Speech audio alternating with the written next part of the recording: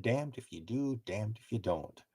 So the Air Canada flight attendants go out on strike, and less than 24 hours later, the Minister of Jobs, Patty Hajdu, basically says under Section 107 of the Canada Labour Code, she has directed the Canada Industrial Relations Board to order the flight attendants to go back to work. And then their union, the QP union, basically tells them, do not go back to work. Um, and they're still out on strike. And now the Relations Board has ruled that their strike is illegal, and they're threatening, and they could face possible fines and jail time for refusing to go back to work. The deadline was 12 o'clock, and they defied that. And so, at the same time that this is happening, President Zelensky is meeting Donald Trump in Washington, along with European leaders, and people on social media are complaining, "Oh, why wasn't Mark Carney invited to this?" We're going to get into all of this right now. Um, but like I said, damned if you do, damned if you don't. Um, you had Carney meeting Doug Ford actually at the same time that Zelensky and the European leaders were in Washington uh, discussing more issues pertinent to Canada. And even in that was damned if you do, damned if you don't. If Carney would have gone to Washington instead of been here in Canada, believe me, I think he would. So um, the Canadian government faced a issue, which was do you end the strike right away, or do you let collective bargaining drag on for a week, 2 weeks, a month, who knows how long? Um, Let me just get some light here. So the fact is that they faced a decision. Do you let it go on and on with no resolution, or do you order them back to work and end the strike? Now, Air Canada is no longer a crown corporation; it is now a private company. So that is kind of you might wonder why the government would get involved, even though QP still represents the flight attendants. But I have a feeling that they knew all of this going in, that they would be damned if you do, damned if you don't. Um, and they basically decided the lesser of two evils was to try to end the strike right away and face the consequences and the criticisms of actually doing that. It was actually surprising to see a conservative politicians actually standing up for a union and encouraging collective bargaining. When I think when I was listening to, I think it was one of the talk shows on Talk 640, uh, um, Brad Smith was interviewing John Turley-Ulick, I think that's his name, and he basically said everything that I was thinking, and I basically agreed with everything he said. That uh, by ending the strike, they basically did realize that they had to do it. They had to do something, and that they would probably be criticized for it. But they had to do it. They had to end the strike and um, face the consequences of it. Because had they not done it, had they just sat back, they probably would have been criticized for, why isn't the federal government intervening? Why aren't you doing something? Do something, you know. Um, so I think you need to realize that they probably knew this going in. They know exactly what they're doing, and that um, the best thing to do, the lesser of two evils, was to try and get them back to work. Now, whether or not the union is um, going to fight this in court probably. And I think if it is all legal, constitutional, and I'm sure that they thought about this before they made that announcement, the courts should probably just throw out the challenge and order the flight attendants to go back to work. That's what should happen. Now, with whether or not the government does any further actions, I don't know whether they go to court and seek a court order from a judge saying send them back to work. Who knows? But I have a feeling that the lesser of two evils is probably the right decision to send them back to work and send them to binding arbitration. And historically, binding arbitration favors workers more than it favors the employers. So it is kind of confusing that QB would be against binding arbitration when, if you head in that direction, it would probably benefit the flight attendants. Um, I don't get it. You need to explain that to me why you would oppose binding arbitration. Um, so, um, so I think this probably should end sooner rather than later, because even if the flight attendants were out for a week, a month, a couple of months, by the time you negotiate a settlement, you're probably going to come out with the same result had you not gone on strike for a month or 2 months. So um, it's probably the best thing to do to end this right away.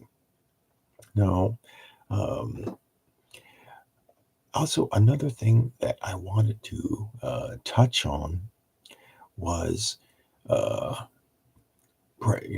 Mark Carney met with, or at least had a meeting with, Volodymyr Zelensky and the European leaders about 24 hours before Zelensky went to Washington, or at least maybe it was a virtual meeting or something like that, and had his, he had his input, whatever.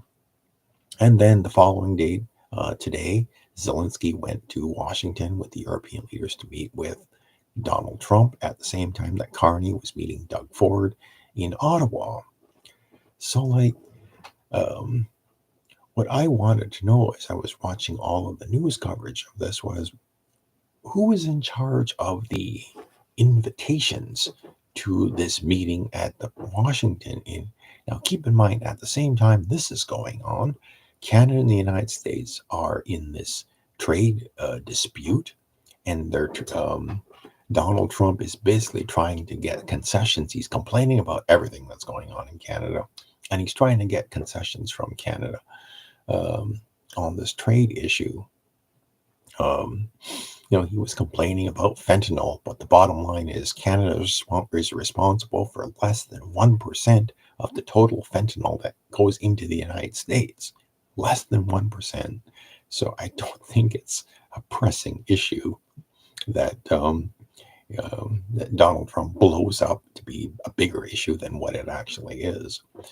And so I want to tell you that meeting with Doug Ford, I agree with Doug Ford on hardly anything, but I will agree with him on this. He gave some advice to Mark Carney to basically say, don't back down. So I have a feeling that Mark Carney has taken a position in negotiating with Donald Trump on these trade issues, and he's defending that position, and he's taking Doug Ford's advice. He is not backing down. So Canada has basically become a thorn in the side of the United States, and particularly Donald Trump. So I was watching all the news coverage of this, and when all the right wing talk shows and columnists, news reporters were complaining, oh, we didn't get a seat at the table. Oh, we didn't get into the photo op with Trump and Zelensky and the leaders. It didn't surprise me at all that Carney didn't get an invitation, because of the ongoing issues with negotiating this trade deal with Donald Trump. And um, like I said, I think it would have been damned if you do, damned if you don't, if Carney had been invited and had accepted an invitation to go to the United States and basically participate in a photo op with Zelensky and the European leaders. Because basically that's what he would have been criticized for. Oh, you just went all the way down there to get a photo op. Why aren't you back in Canada handling the trade issue? So that's exactly what he did, and he still got criticized for it. Again, this is, I guess, basically a strategy of the right wing media in Canada. They, anything that a liberal does is going to be criticized, even if it is the right thing to do.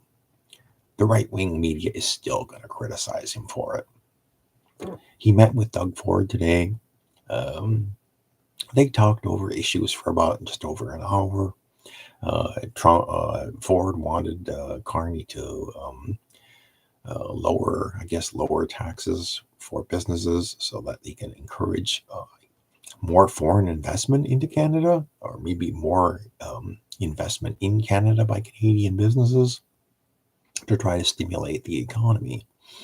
Um, whether or not Carney follows through on that is entirely up to him. Um, but really, he does need to take a more aggressive approach in bringing foreign businesses to invest in Canada and Canadian businessmen to invest in their own country. I think that's probably the best idea. But I think you need to realize, and I think maybe it's because there's a lot of impatience, maybe there is a lot of worrying among basically everybody that Carney needs to do something now. And my response to that is patience, everybody, patience. You know, just because Donald Trump is very difficult to deal with, and it's another thing I may agree with Ford about. Trump may have no idea what he's thinking tomorrow. He may be suffering. He may be suffering from Alzheimer's, for all I know. But you're negotiating with a guy who changes his mind every single day, and so you got to realize that. And maybe Carney does. Maybe he realizes that this is going to be a lot harder, and there's no time limit, there's no deadline. You have to take a position, defend it, no matter how long it takes, no matter what the consequences. And it may take a while. It may involve bringing back the digital services tax. It may involve retaliatory tariffs. You may even want to think about export tariffs on anything being sent to the United States. But it's a lot of negotiation. It is a marathon. It is not a sprint. So have patience, everybody, and realize that the government is, even though Parliament doesn't going to resume until the fall, I mean, that Mark Carney and the government is hard at work doing something behind the scenes, away from the television cameras, away from the microphones. And eventually, the fruits of their labor are going to be realized. But you got to wait. Unfortunately, you've got to wait. But in the interim, that was my take. If you like this video, please leave a comment, like and subscribe. I'm still trying to grow my channel, and I'm sorry I haven't been on very much. A lot's been happening, it seems, every day. So let me know what you think. Leave your comments, and good night, everybody.